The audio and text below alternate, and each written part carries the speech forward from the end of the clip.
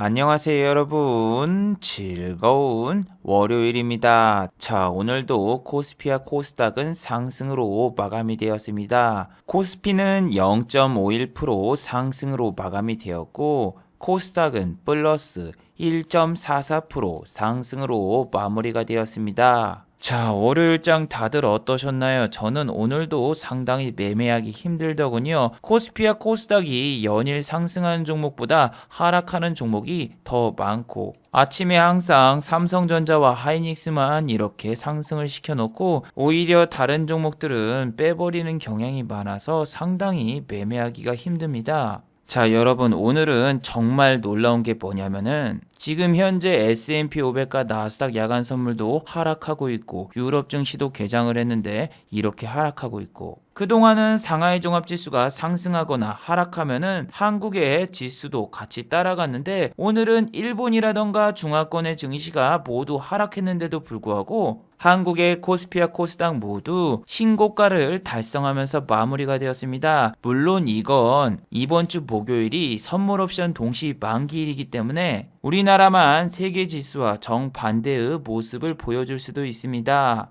자, 그렇다면은 이번 주 증시도 지난주처럼 코스피, 코스닥 모두 연일 신고가를 돌파하면서 좋은 모습을 보여줄까요? 오늘 같은 경우에는 기관이 무려 장중에 1조 원 가까이 매도가 나왔는데 개인 투자자분들이 고스란히 외국인과 기관의 물량을 흡수하면서 개인은 1조 원 가까이 매수, 기관은 오늘 1조 원 이상 매도로 마감이 되었습니다. 자, 그런데 한국은 지금 사회적 거리두기를 2.5단계로 격상했는데도 불구하고 한국의 확진자 수는 전혀 줄어들지 않고 있는 모습을 보여주고 있습니다. 그런데도 증시는 연일 신고가를 돌파하고 있는데, 자, 과연 이번 주 한국 증시는 어떠한 모습을 보여줄까요? 선물 옵션 동시 만기일 마지막까지 한국 증시는 쭉 상승하는 모습을 보여주며 마무리가 될까요? 아니면은 코스피와 코스닥 모두 이번 주는 약간 조정이 찾아올까요? 오늘 이 시간에 한번 알아보도록 하죠.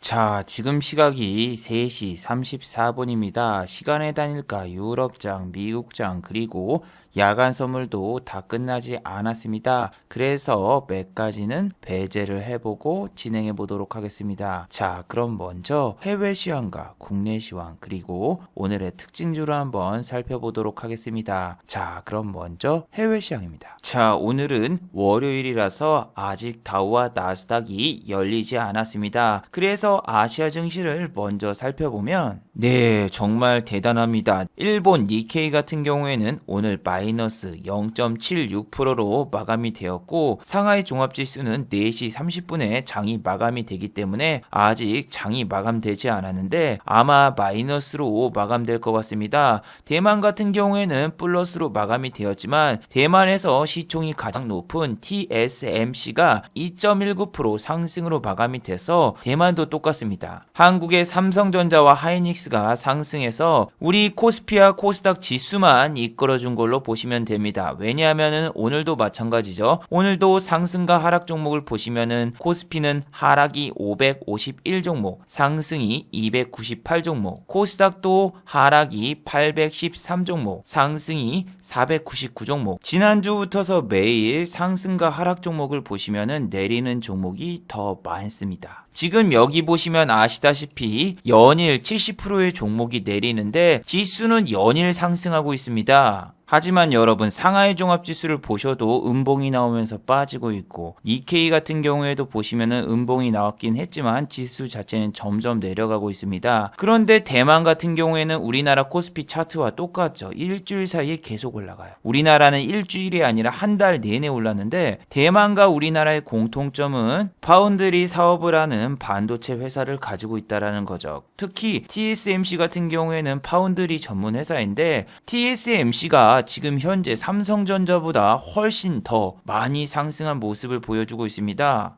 지금 미국의 마이크론 테크놀로지가 상승하면 한국의 하이닉스와 삼성전자도 같이 따라가는 모습을 보이고 있고, 대만의 TSMC도 같이 상승하면서 반도체가 강한 아시아 국가들이 상당히 좋은 모습을 보이고 있죠. 자, 만약에 마이크론 테크놀로지가 오늘 또 상승으로 마감이 된다면은 삼성전자와 하이닉스는 내일 또 갭을 띄우고 상승으로 출발할 수 있는데, 전 정말 놀라운 게 이 코스닥 반도체 쪽인데, 코스닥 반도체 쪽을 보세요. 지금 섹터별로 다 하락이죠. 그리고 반도체 대표주는 1.8% 상승했는데요. 여기는 하이닉스하고 삼성전자, DB하이텍밖에 없어요. 아니, 코스닥 반도체주는 진짜 언제 오르는지 모르겠어요. 지난주에 말씀드린 하나마이크론 같은 경우에도 개인 투자자가 32만 주를 매수했는데 이게 오를 거라고 생각하고 사람들이 매수한 거 아니에요. 근데 오늘 보면 뭐 8,000원대도 깨버리고, 그리고 지금 한 번 올려놓고 횡보를 거의 한 달 가까이 하고 있는데, 아니 반도체 좀 다른 종목도 좀 올려주면 안 되나 이런 생각을 해봅니다. 오늘 상승한 종목 같은 경우에는 간편식품 관련주라던가 혹은 진단키트 관련주인 액세스바이오, 그리고 뭐 제약바이오 빼고는 오른 섹터가 없습니다. 물론 이번 주 목요일까지 선물옵션 동시 만기일이기 때문에 삼성전자, 하이닉스 혹은 삼성바이오로직스 같이 시총이 큰 종목을 건드리는 게 외국인 기관의 특징 중 하나죠. 그런데 말이죠, 선물옵션 동시 만기일인데도 불구하고 오늘 시장을 지배한 사람은 누구다? 개인 투자자죠. 오늘은 외국인도 매수를 안 했습니다. 개인이 1조 원어치 매수를 했는데 오늘 코스피 지수와 코스닥 모두 상승으로 마무리가 되었죠. 특히 오늘은 삼성전자에 개인 투자자분들이 매수에 동참을 했습니다. 그리고 하이닉스 역시 개인 투자자가 매수에 동참하고, 반면에 기관과 외국인은 삼성바이오로직스를 매수하고,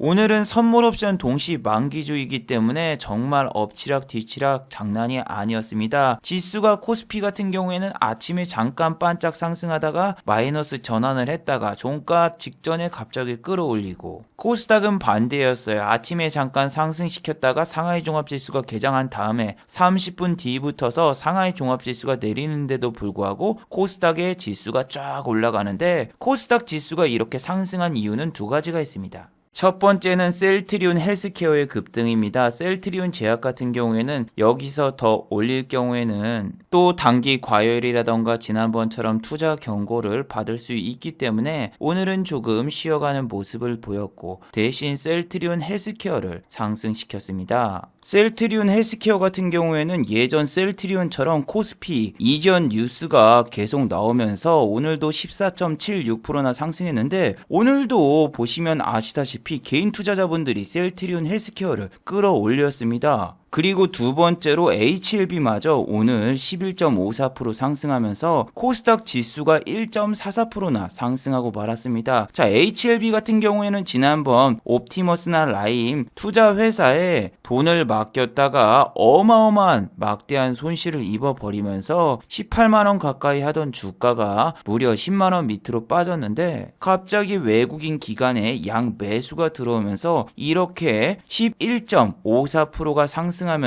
드디어 10만원대를 다시 넘었습니다. 이 주식 같은 경우에는 호재 뉴스를 띄우면 그 다음날 다시 빼버리고, 호재 뉴스를 띄우면 윗꼬리가 잘 나오는 회사 중 하나인데, 지난번 9월 달에는 13만 8천원까지 갔지만 다시 계속 내려오면서 9만원대를 횡보하다가 드디어 오늘 10만원대에 안착하면서 다시 올라오고 있어요. 옵티머스라던가 라임 투자에 돈을 돌려받는 거는 사실상 불가능한데, 과연 어떤 호재 뉴스가 나와서 HLB는 오늘 상승으로 마무리가 되었을까요? 자, HLB는 장중에 두 가지 뉴스가 나왔는데, 첫 번째는 합병이 마무리가 되고 있다는 뉴스와, 두 번째로는 HLB의 리보세라닙이 글로벌 권리를 최종 인수가 완료되었다는 소식이죠. 자, 기사를 보시면은 글로벌 특허권자인 어드벤첸 난징이 중국 특허권자인 유황공사와 양수도 대금을 전액 지급하면서 리보세나비의 글로벌 권리를 인수할 계약 절차가 모두 완료되었다라고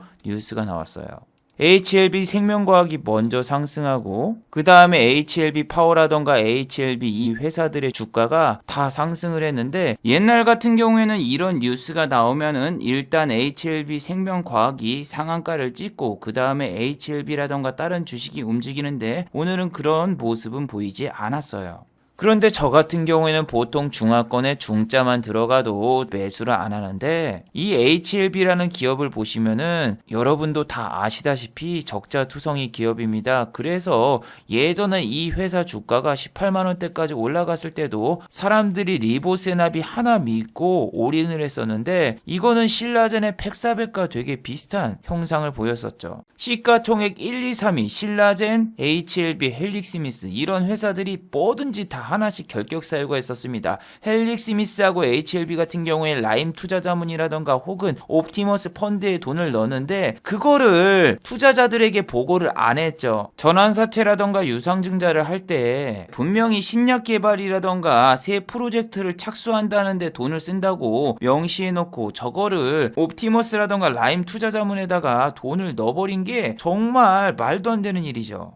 그래서 또 저런 찌라시 띄워놓고 외국인이 많이 물량을 매집했으니까 한번 슈팅 빵 준 다음에 팔아치우고 튀지 않을까 이런 생각이 듭니다. 오늘은 참 신기한 게 뭐냐면은 S&P 500이라던가 나스닥 야간 선물도 그렇게 좋은 모습을 보이고 있지 않았고 상하이 종합지수도 시작하자마자 계속 하락하는데 한국 증시가 지수 자체는 계속 상승하고 있다는 점이 정말 놀라웠습니다. 특히 코스닥은 11시 이후로 떨어지는 모습을 보이지 않았는데 여러분 여기 보시면 아시다시피 종목은 계속 떨어지고 있었습니다. 분명히 9시 27분까지만 해도 하락 종목이 665종목밖에 안 됐지만 코스닥이 보세요. 플러스로 턴했어요. 11시 28분부터. 근데 하락 종목이 훨씬 더 많아지는 정말 기이한 모습이 보였습니다. 그래서 오늘 코스피와 코스닥 종목 중에서 어떤 종목을 매수를 해야 될까 여러분들이 되게 고민이 많으셨을 거예요. 왜냐하면은 여기 코스피 같은 경우엔 지금 왔다 갔다 지수적으로 너무 불안하고 코스닥 지수는 상승을 하고 있는데 신기하게 코스닥 종목은 많이 내리는 모습을 보이고 있어서 그래서 여러분은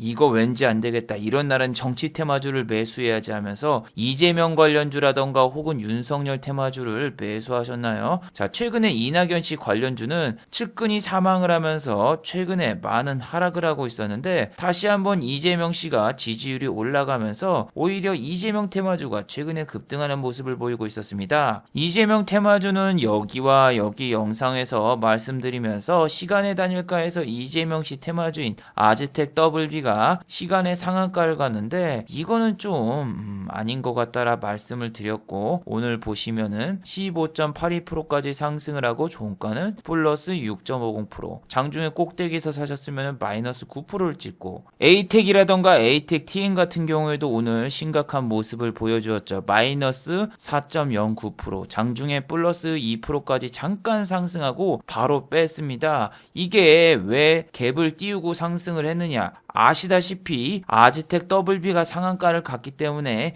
2등 3등 주자인 에이텍과 에이텍 TN 이런 애들이 같이 올랐어요. 근데 15%까지 상승할 때는 에이텍이라던가 에이텍 TN이 같이 올랐지만 15%에서 갑자기 꼬그라지면서 내려가면서 음봉으로 바뀌기 시작하니까 에이텍과 에이텍 TN 역시 이렇게 큰 하락이 나오면서 마무리가 되었습니다. 그리고 대권 주자 2위인 윤석열 테마주도 한번 살펴봤는데 아니 저 같은 경우에는 이 뉴스가 아침에 나왔을 때 이게 악재인가 호재인가 좀 애매하더군요. 추미애 씨 사태가 44.3%, 윤석열 씨 사태가 30.08%. 그럼 나머지 퍼센트는 뭔가 보니까 나머지는 동반 사태예요. 앙케이트 조사가. 이거 악재 아닌가 싶어서 보니까 아침에 한호까지만 일단은 시초가 붙어서 갭을 띄우고 시작했습니다. 그래서 오늘 보시면은 장중에 5.69%까지 상승했지만 종가는 플러스 0.68%로 마감되었는데 서현 탑메탈, 서현 이하 같은 경우에는 말씀드렸죠. 정치 테마주 매매하시는 분은 지난 6일 전에 올라온 이 영상을 꼭 보셔야 됩니다. 자, 서현 탑메탈 같은 경우에는 2020년 12월 15일 이번 주죠. 그때까지 종목을 1,400원이 넘어가잖아요. 투자 주의에 걸릴 수 있기 때문에 일부러 안 올리고 있어요. 실제로 지난번에 이때 보세요. 종가 기준으로 10,000원이 넘어가니까 바로 투자 경고에 지정이 되었고 여기서 만약에 종가가 또 올랐으면은 투경이 아니라 이제 3일 단일가라던가 혹은 거래 정지를 주는데 그렇게 안 만들려고 주포가 정말 애를 쓰고 있었고 실제로 이날 투자 경고를 받아버리니 다음 날부터서 계속 빼버리잖아요. 이 종목은 지금 10,000원 다시 넘어갈 경우에는 투자 경고 또 걸릴 수 있고 12월 15일입니다. 이 종목이 지금 주포가 12월 15일까지 누르면서 다른 종목을 보낼 가능성이 높아요. 이거 다음 종목이 뭐였죠? 모베이스 그리고 모베이스 전자. 이 두 종목 같은 경우에는 갑자기 다음날 상한가를 보냈는데 최근에 트렌드가 이런 겁니다. 전혀 듣다 보지 못한 종목이 같은 테마주라고 하면서 꼽사리에 끼면서 상한가를 가거나 급등을 하죠. 자, 응압병실 관련주가 GH 신소재, 그 다음에 우정바이오가 있었는데 갑자기 예스와이라는 종목이 등장하면서 이 종목은 오늘 상한가를 가버리고 말았어요. 자, 응압병실이라던가 혹은 제지주 또 비대면 원격 관련주 같은 경우에는 지난주 어떤 이야기를 했었죠? 자, 지난주 이 영상을 보시면 아시다시피 마이크론 테크놀로지가 52주 신고가를 갔기 때문에 삼성전자하고 하이닉스가 상승 출발을 하고 과연 코스닥 반도체는 어떻게 움직이나 주목을 해보고 이재명씨 관련주인 아즈텍 더블비가 상한가를 갔는데 과연 윤석열 테마주는 어떻게 움직이는가에 대해서 살펴보라고 했었죠. 그리고 제지주하고 골판지 또는 원격이랑 비대면도 갭을 뜨고 시작을 하는데 응압병실 같은 경우에는 단순하게 사회적 거리두기가 2.5단계로 올라간 걸로 상승하는 게 아니라 주말에도 확진자가 늘어날 경우에는 추가적인 상승의 여력이 있다, 이렇게 말씀을 드렸죠. 그리고 병실 관련주는 오늘 정말 대단했던 게 뭐냐면은 뉴스가 보물처럼 쏟아져 나오더군요. 어제는 그런 뉴스가 별로 안 나왔는데 오늘은 아침부터서 보시면은 울산 요양병원에 병실이 부족하다 혹은 서울에 병실이 부족하다 이러한 뉴스가 쏟아져 나오면서 아침부터서 갭을 띄우고 시작을 했는데 참 충격적이었습니다. 주말에 보통은 검사자 수가 줄어들기 때문에 확진자 수가 확 줄어드는 경향이 상당히 많이 보이는데 토요일과 일요일 주말에 확진자 수가 얼마인지 여러분 체크해 보셨나요? 놀라지 마세요. 둘 다 평균적으로 600명이 넘습니다. 예전에는 500명대로 올라가서 되게 깜짝 놀란 적이 있었는데 이제는 600명대가 아니라 700명, 800명대를 바라봐야 될 시기가 왔네요. 오늘 응압병실 관련주에는 저렇게 확진자가 늘어나고 병실이 모자르다라는 뉴스가 나와서 저 같은 경우에는 이 종목은 지난주에 투신이 끌어올렸기 때문에 중간에 갭을 띄우고 뺄 수 있겠습니다, 이렇게 말을 했는데 외국인과 기관은 장 초반에 매도세가 상당히 많이 나왔는데 다시 장 막판에 끌어올리는 모습까지 나왔습니다. 그리고 여러분, 어제는 아주 중요한 뉴스가 있었죠. 서울시는 셧다운에 들어가고 수도권 같은 경우에는 사회적 거리두기를 2.5단계로 어제 격상했다라는 뉴스가 나왔죠. 그럼에도 불구하고 지금은 어떤 모습을 보이고 있나요? 지금 이거는 라이브 뷰로 보시면은 별 차이가 없습니다. 실시간 여기 확진자 수가 마이너스 50일이 낮다고 해도 오늘은 평일이잖아요. 이 평일 같은 경우에는 오후 6시 이후에 집계가 확 올라가는 경향이 많거든요. 그래서 지금 사회적 거리두기 2.5가 과연 실효성이 있을까? 이것도 좀 문제가 있습니다. 그런데 말이죠, 지금 이 마이너스 50일이라는 숫자 때문에 시간의 단일가에서 오르락내리락 거리는 종목이 두 종목이 있죠. 아까 말씀드린 GH 신소재 같은 경우에는 응압병실 관련주인데 시간의 단일가에서 확진자 수가 밑으로 감소를 하자 원래는 올라가고 있던 주가가 지금 마이너스로 전환이 됐고, 또 SY 같은 경우에는 당연히 상한가를 찍었기 때문에 시간의 단일가에서는 굳건한 모습을 보이고 있지만 우정바이오 같은 경우에도 오늘 좀 올랐긴 해도 시간의 단일가에서 마이너스로 전환이 됐어요. 그래서 GH 신소재라던가 우정바이오를 가지고 계신 분 같은 경우에는 이게 올라가기를 지금 기도하셔야지 내일 어떻게 탈출할 수 있는 기회가 나오고, 그리고 어제 영상에서 분명히 GH 신소재하고 우정바이오에 대해서 말씀을 드렸습니다. 우정바이오는 3일 단일가까지 들어왔던 종목이고 투자 경고도 한번 받았던 종목이에요. 그리고 GH 신소재 같은 경우에는 말씀드렸다시피 12월 14일입니다. 12월 14일까지 투자 경고를 벗어나려면은 주가를 높게 올리면 안 돼요. 오늘도 여기서 조금만 더 상승했잖아요. 그러면은 위로 VI가 걸립니다. VI 가격이 12200. 조금만 더 올라가면 VI에 걸릴 수 있었는데 VI를 찍지 못하고 여기서 그냥 내려왔어요. ESY가 상한가를 가자 이놈이 위로 올라왔는데 올라오다가 갑자기 밑으로 꼬그라진 이유가 뭐다? 얘는 주가가 12,000원대에 지금 진입하면은 상당히 위험하죠. 왜? 투경이나 혹은 단일가, 거래 정지를 하루 정도 받을 수 있기 때문에 이 종목은 주포가 일부러 이 종목을 안 보내고 예스와 이런 종목을 상한가를 보낸 거죠. 아까 말씀드린 서현 탑메탈이 쉴 때 모베이스 전자, 모베이스를 급등시킨 거랑 마찬가지예요. 그리고 어제 영상에서 그리고 엊그저께 영상에서 알서포트를 말씀드렸죠. 얘는 16,000원대까지 꼬셨는데 한번 뺐다. 그런데 지금 사회적 거리두기를 2.5단계로 격상하면은 당연히 갭이 뜨고 시작할 거고, 만약에 물리신 분들 일단 탈출하고 봐라. 왜냐하면은 이 종목 같은 경우에는 매수 주체를 보시면은 투신이 있다. 투신 같은 경우에는 단타의 귀재. 그 다음날 팔고 튀는 단타의 귀재이기 때문에 조금 계란찜처럼 찜찜하고, 외국인 같은 경우에는 먹튀를 할 수 있는 가능성이 상당히 높기 때문에 이 종목은 오늘 갭이 뜨면은 먹튀를 할 수 있다, 이렇게 말씀을 드렸죠. 실제로 투자 주체에서 여기 오늘 장중 추정치를 보시면은 기관이 사는 척 하다가 이렇게 밑으로 착 빼버리고 튀고, 또 기관이 여기서는 좀 많이 사는데 11시 넘어서 빼버렸는데, 이때 11시 넘었을 때는 지난 고점을 돌파하고 여러분들에게 익절을 할 수 있는 기회를 제공해 줬어요. 금요일날 15.41%까지 상승을 해서 16,100원이 고점이었습니다. 그 고점을 뚫고 16,500원까지 갔었어요. 그때 익절을 무조건 한번 하셨어야 돼요. 반이라도. 왜냐하면은 여러분, 매주 월요일은 무슨 날입니까? 오늘은 내가 짜파게티 요리사? 짜파게티 먹는 날? 아닙니다. 매주 월요일은 백신 뉴스가 나오는 날. 화이자하고 모더나 같은 경우에는 일요일 주말이죠. 장이 열리기 전에 찌라시 백신 뉴스가 항상 나왔습니다. 미국 시간으로 일요일이면은 한국 시간으로 월요일이 되기 때문에 매주 월요일은 백신 뉴스가 나온 날이고, 백신 뉴스가 나올 경우에는 알서포트의 주가는 매번 하락했던 적이 있었기 때문에 이렇게 탈출 기회를 주었을 때 재수 없게 백신 뉴스가 나온다면 이런 데서 그냥 쭉 빠져버려서 줬던 수익도 못 챙길 경우가 상당히 많아요. 아니, 지난주에 급등했던 ECS 같은 경우에는 보시면 아시다시피 단일가 매매에 들어가 버려서 오늘 같은 날 이렇게 하락을 해버렸단 말이에요. 알서포트 같은 경우에는 지난주 매물벽을 뚫고 올라갔다라도 왔는데, 이렇게 ECS 같은 경우에는 거래량도 팍 죽으면서 단일가 매매에 들어가니까 탈출하고 싶어도 탈출할 수 있는 방법이 없었죠.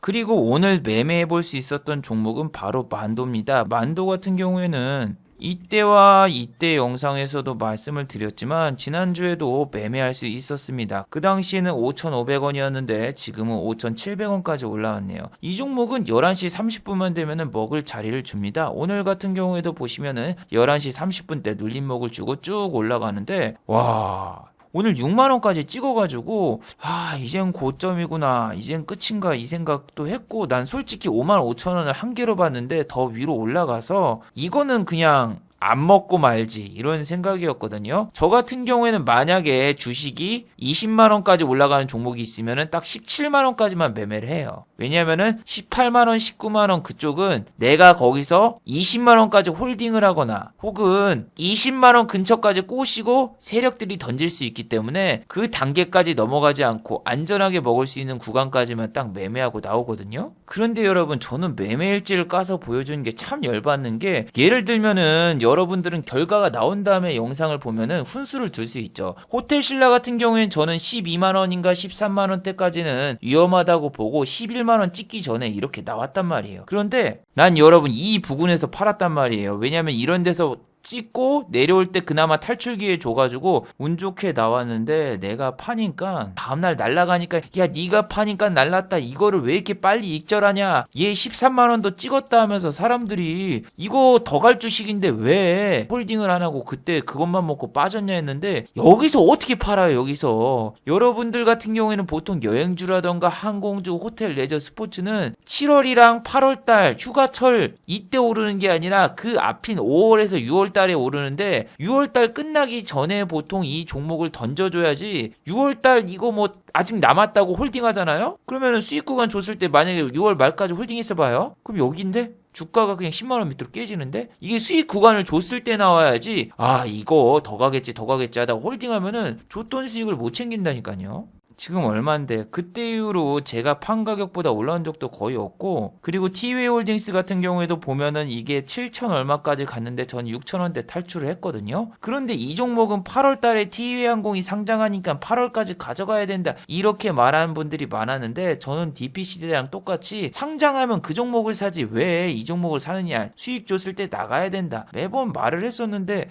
아니 어떻게 여기까지 가져가요? 이게 보시면은 8월달에 상장하니까 8월달까지 가져가야 된다고요? 8월달까지 가져갔으면 여긴데요. 8월달? 와, 무섭지 않아요? 수익 줬을 때 챙겨야지 이게 상장하기 직전까지 끌고 가면 된다는 말이 안 돼요. 그리고 만약에 이 종목을 장기 투자해서 가져갔다 지금 1,000원 됐죠. 6분의 1 토막 났습니다. 그래서 만도 같은 경우에도 지금 외국인 수급이 계속 들어오고 있으니까 더 오를 수도 있겠고, 뭐 하시는 분들도 있겠지만, 저는 이렇게 그냥 미친 듯이 올라가면은 빠질 때도 똑같이 빠지는 걸 알고 있거든요. 이런 애예요, 얘. 오를 때도 그렇지만 빠질 때도 미친 듯이 빠지는 게 후성이랑 만도고, 얘는 거래소 종목이라서 호가도 두껍고, 이 호가가 두꺼운 게 팔 때는 되게 호가가 두꺼워가지고 홈프로스트처럼 든든한데, 반대로 나갈 때는 좀 답답해요. 뭐냐면은 내가 위에다 호가를 걸어놓으면 누가 사줘야 되는데, 여기 막 한 5억 6억 두 개 합쳐가지고 막 10억 걸려 있으면은 아침에 걸어두면은 장 마감 직전에 체결될까 말까 할 정도로 체결이 엄청나게 늦어요. 그리고 오늘 같은 경우에는 명신산업이라는 이 회사가 오늘 상한가를 갔습니다. 자, 명신산업 같은 경우에는 재무적으로는 문제가 없습니다. 이 종목 같은 경우에는 무슨 종목이냐 보시면 아시다시피 자동차 부품 관련주고 테슬라의 부품을 납입한다. 이 소식에 오늘 상한가를 갔습니다. 그런데 이 종목 같은 경우에는 단 15분 만에 상한가 찍고 바로 잠가버렸거든요. 자, 그런데 지난번 교촌이라던가 비기트라던가 여러가지 흑역사가 있는 종목들 같은 경우에는 어떤 모습을 보여주었습니까? 지난번에 여기 보시면은 상한가를 찍고 그 다음날 갭을 빵 띄워놨다가 바로 빼버린 그런 암울한 역사가 있었고, 지금도 주가가 계속 내리고 있고, 비기트도 마찬가지죠. 주가가 점상에서 빠져서 하루 만에 30% 이상 손실 보고 그 다음에도 급락해서 지금 주가가 다시 20만원대에 회복했다 내려왔는데, 영신산업 같은 경우에는 여기 보셔도 아시다시피 오늘 장이 좀 안 좋아서 아침부터서 그냥 매수세가 몰렸고 내일도 갭을 어느 정도 띄우고 시작할 겁니다.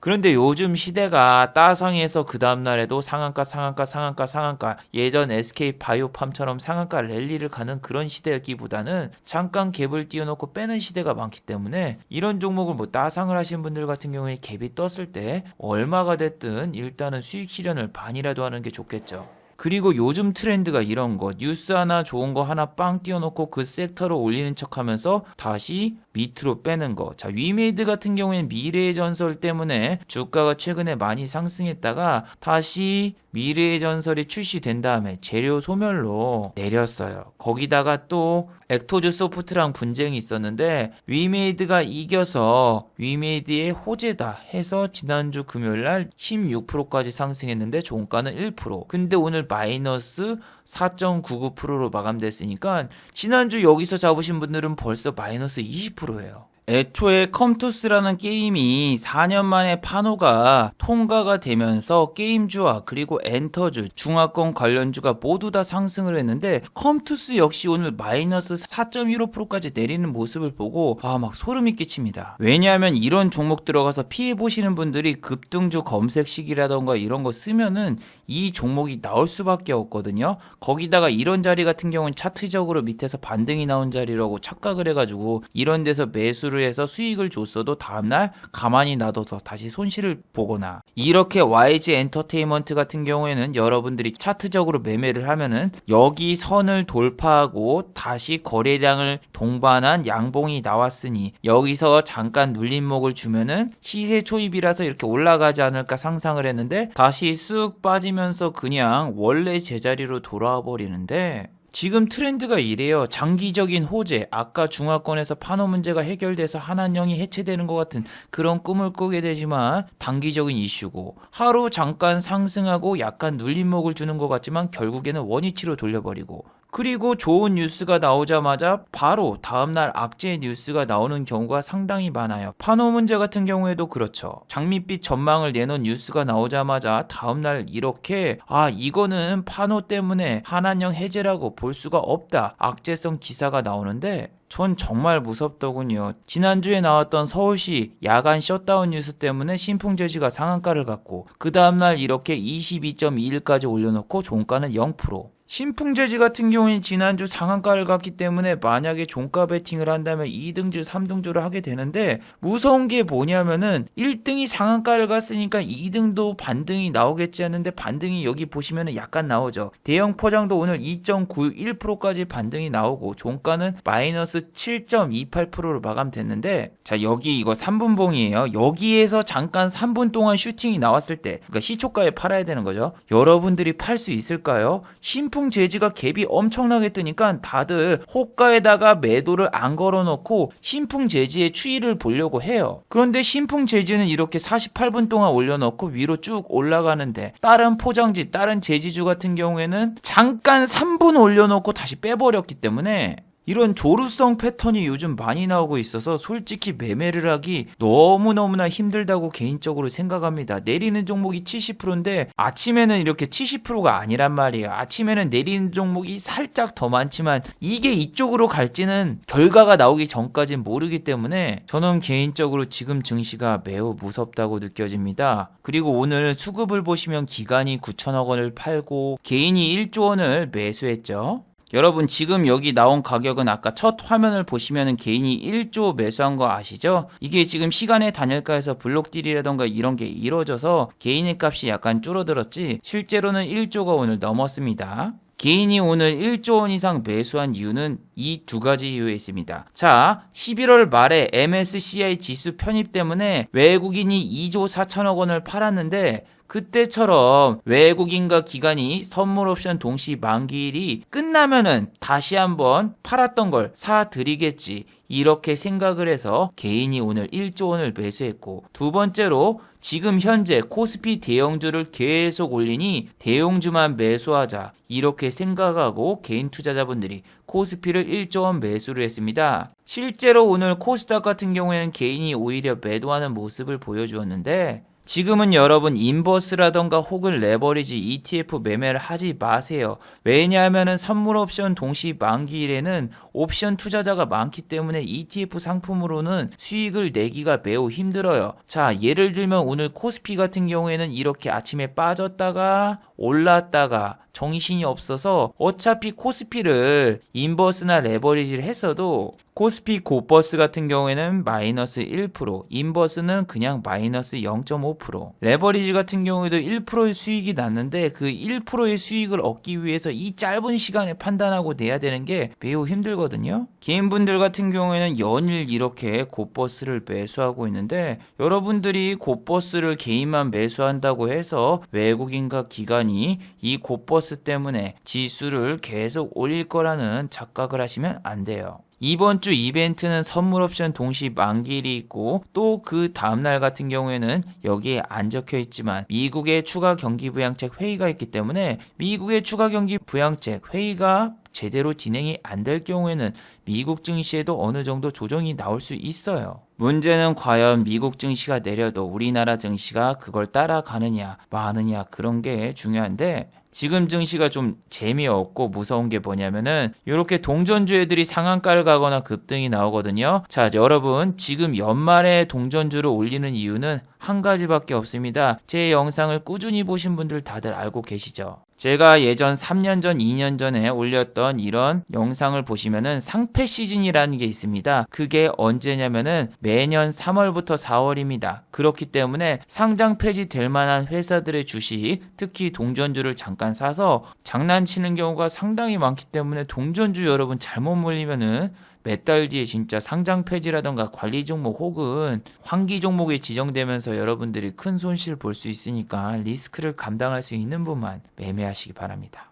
자, 마지막으로 한번 정리해 보도록 하겠습니다. 1번, 주말에도 확진자가 전혀 줄어들지 않았습니다. 지금은 평균 확진자가 600명대에 접어들었죠. 사회적 거리두기를 2.5단계로 격상했는데도 불구하고 평균치는 전혀 줄어들지 않은 모습입니다. 곧 수능을 본 학생들이 이번 달 말에 논술 시험도 보기 때문에 확진자는 아마 12월 달에 더욱더 늘어날 가능성이 훨씬 더 많습니다. 관련주들 같은 경우에는 지금은 잠깐 내렸지만 다시 상승할 경우도 있으니 관련주들을 잘 체크해 보시기 바랍니다. 두 번째, 최근에 주식 중에서 대장주는 상한가를 가요. 그리고 다음날 급등하고 두 번째 주자는 시초가 붙어서 빼버리는 경향이 많습니다. 오늘 신풍재지가 아침부터서 갭이 떴고 2등 주자도 갭이 떴지만 신풍재지는 40분 이상 오늘 상승하는 모습이 나왔지만 2등과 3등 주자는 시작하자마자 쭉 빠지면서 급락이 나왔고 끝까지 계속 안 좋은 모습을 보였는데 이게 최근의 트렌드입니다. 1등 주자만 상승시키는 더러운 증시 요즘 계속되고 있으니 여러분들이 상한가 간 종목을 보고 2등과 3등 주자를 추격 매수하다가는 다음날 큰 손실을 볼 수 있으니 주의하시기 바랍니다. 유튜브 광고도 끝까지 시청해주시면 정말로 고맙겠고 좋아요와 구독하기도 많이 눌러주시면 정말로 감사하겠습니다. 그리고 또 어제 생방송 전에 후원을 해주신 정말 고마운 분들이 계셨네요. 네, 영상 밑에 있는 투네이션 후원하기 버튼을 눌러주시면 저를 후원해 주실 수 있는데 권진호님 후원 1,000원 정말 감사드립니다. 다들 수고하셨고 즐거운 평일 되시기 바랍니다. 다들 수고하셨습니다.